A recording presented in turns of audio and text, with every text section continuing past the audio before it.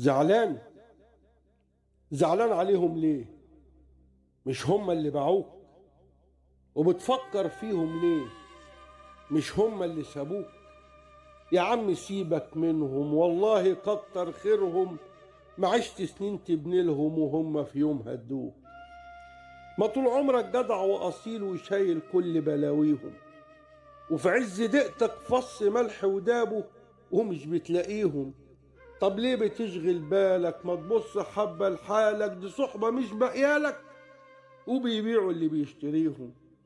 عايز تعيش جدع؟ يبقى هتفضل تعبان، تشيل هموم الناس وما تلاقيش إحسان. يا عم ابعد شوية وسيبك من الناس دي ناس غاوية الأذية ودكاترة في النسيان. هو أنت محتاج لهم ولا ماسكين عليك زلة؟ تغور الصحبة واللمة اللي تعيشك في مذلة. خليك زي الجبل عالي وما تهزه ريح، وسيبك من اللي باعك أو عنك يوم يتخلى. ولو انت غاوي الوجع ابقى ارجع لهم تاني، عشان اللي باعك مرة هيبيعك 1000 تاني. وان كانوا حبة كتير تراب وبكرة يطير، والجاحد مفهوش خير عشان طول عمره أناني.